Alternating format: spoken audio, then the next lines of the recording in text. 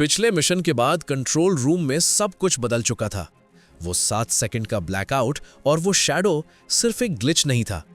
अब मार्स पर हर चीज ज्यादा अवेयर लग रही थी, जैसे प्लैनेट खुद देख रहा हो। रोवर दोबारा एक्टिव होता है, लेकिन इस दफा सेंसर्स नॉर्मल नहीं थे।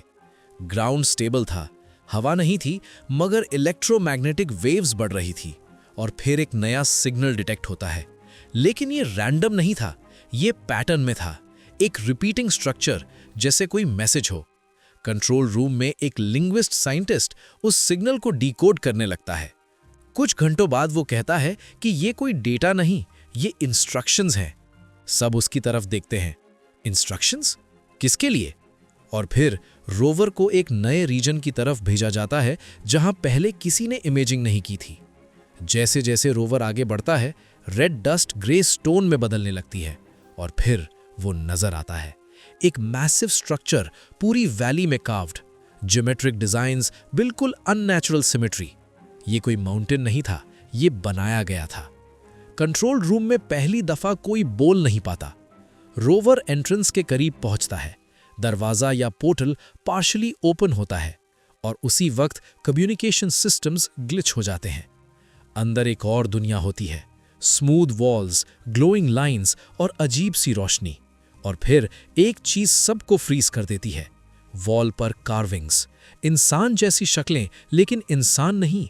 उनके सर बहुत बड़े, आंखें डीप ब्लैक और हाथ में अननोन टूल्स, एक एंशिएंट सिविलाइजेशन। लेकिन ये सिर्फ स्टोरी नहीं थी, ये वार्निंग थी। हम मार्स को छोड़कर नहीं गए, हम मार्स के अंदर चले गए। कंट्रोल रूम में पैनिक फैल जाता है। रोवर अब एक फाइनल चेंबर के करीब होता है, और वहां एक एनर्जी कोर होता है जो धीरे धीरे पल्स कर रहा होता है। और फिर एक शैडो मूव करती है, पहले स्लो, फिर क्लियर। वो ह्यूमन नहीं था, लेकिन उसकी नज़र सीधी कैमरा में थी, जैसे वो जानता हो कि हम देख रहे हैं। और फिर सिग्नल कट हो जाता है। एक ऑडियो फाइल ऑटो सेव होती है। जब उसे प्ले किया जाता है तो सिर्फ एक ब्रोकन सी आवाज आती है, तुम पहले नहीं हो। स्क्रीन ब्लैक हो जाती है।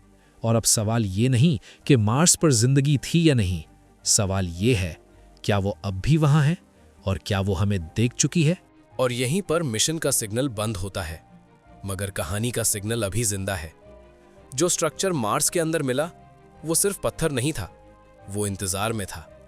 अगर वो पहले भी यहां थे और हम अब वहां पहुंच गए हैं, तो फिर ये सिर्फ डिस्कवरी नहीं, उस हद के अंदर दाखिल होना था जहां इंसान कभी नहीं गया।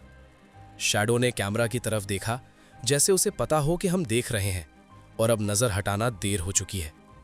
अगला पार्ट उस राज को छुएगा जो मार्स के अंदर नहीं, बल्कि हमारी सोच के अंदर छुपा है, जहां से वापस आना शायद मुमकिन ही ना हो।